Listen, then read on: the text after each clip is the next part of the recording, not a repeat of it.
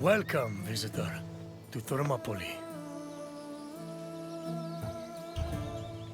Thermopylae stirs many feelings in my heart.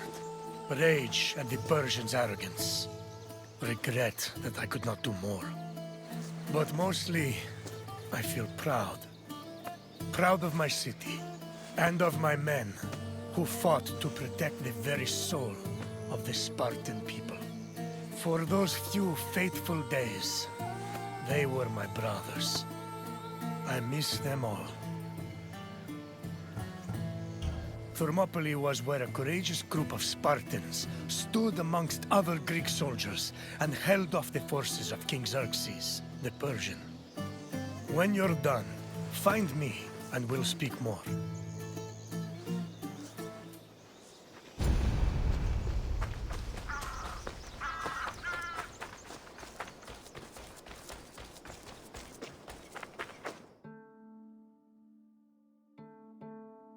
The Persian king Darius's cries of rage echoed for years after his humiliating defeat at Marathon.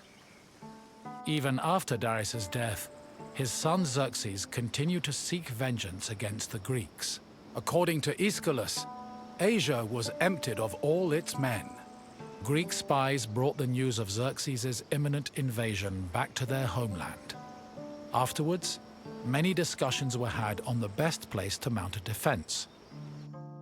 In the end, the Greeks decided on Thermopylae. The area featured a narrow pass that could act as a bottleneck for the Persian army, negating their numerical superiority. It also offered naval advantages, offering the Greek fleets opportunities for flanking.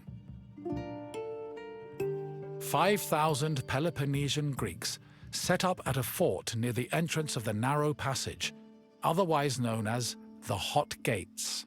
Leading them was Leonidas, a Spartan king who prided himself on supposedly being a direct descendant of Heracles. Leonidas was accompanied by several elite soldiers who together made up the famous 300 Spartans.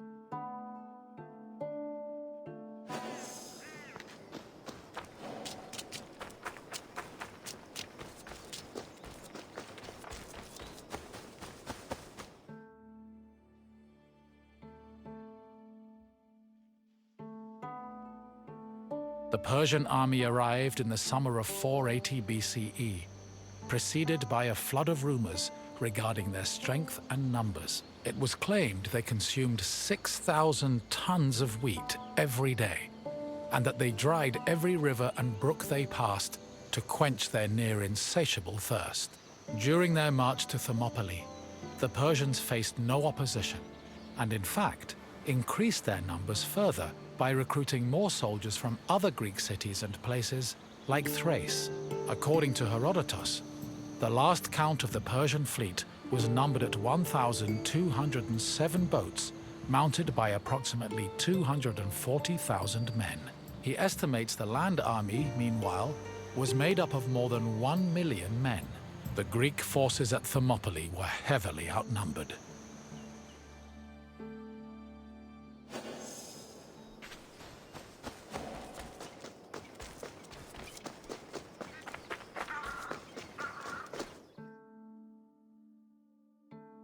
Xerxes believed that at the sight of his massive army, the Greeks at Thermopylae would flee in terror.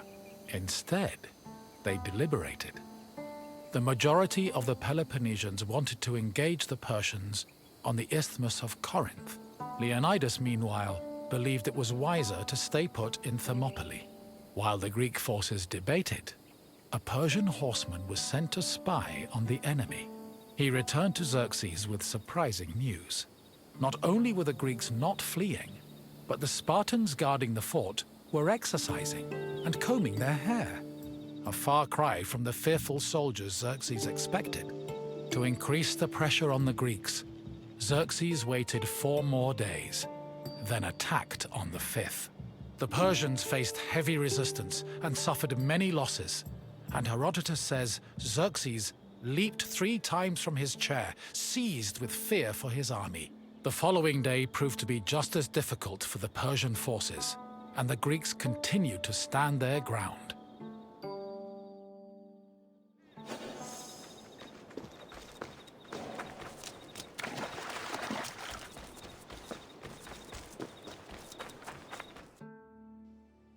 The Persians seemed poised to be held at Thermopylae indefinitely, until an inhabitant from the region came forward with information. He told the Persians of another route which could take them around Thermopylae. A Persian contingent was sent to verify the information. While there were Greek soldiers stationed to guard the route, they were forced to flee from the Persians. Thus, on the third day of the battle, the Greeks were surrounded by their enemy.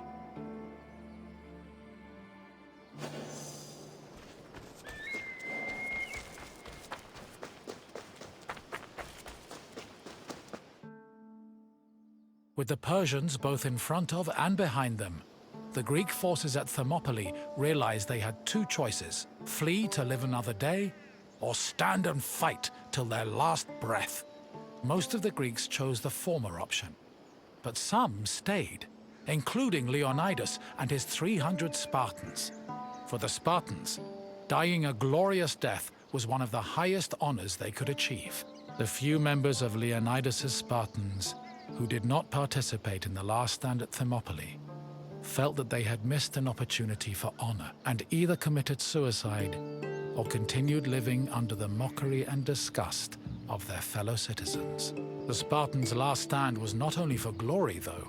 Had they not held off the Persians, the Greeks' retreating forces would probably have been cut down by enemy horsemen.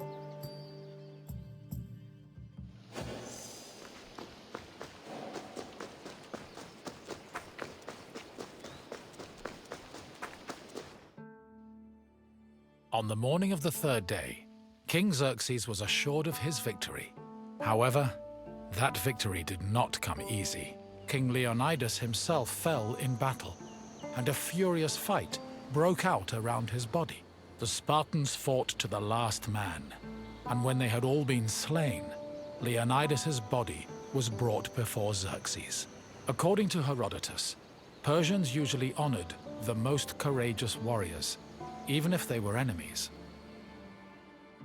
However, Xerxes was so consumed by rage at the Spartans' resistance that instead he cut off Leonidas's head and ordered it impaled on a stake.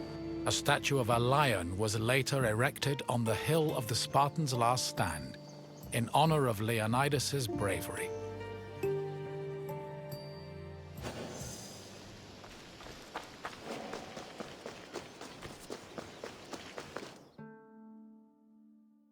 Though they were victorious, the Battle of Thermopylae shook the morale of the Persian army. They had lost thousands of men, while Greek casualties only numbered in the hundreds, and due to the sacrifice of the Spartans, the rest of the Greek army had been able to successfully retreat and regroup. As a result, even as Xerxes set up camp at the foot of Athens' Acropolis, ready to get revenge for his father's humiliating defeat at Marathon, the Persians were more anxious than confident.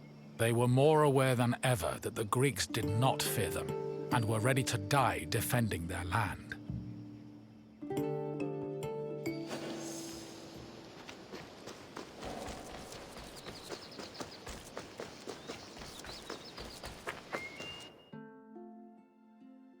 In the end, the Battle of Thermopylae was still a loss for the Greeks.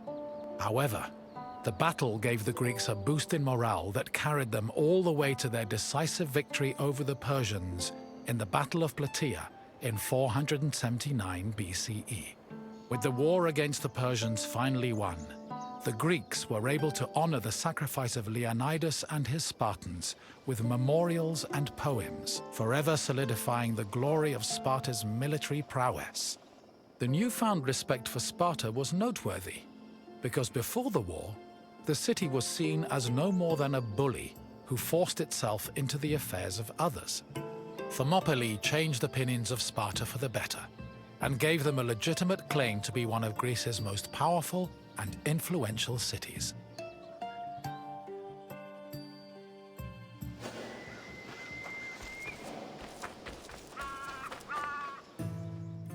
You've finished.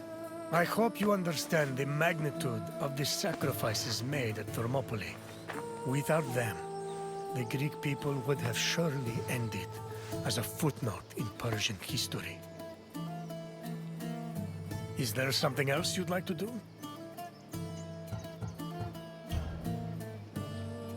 Farewell, visitor.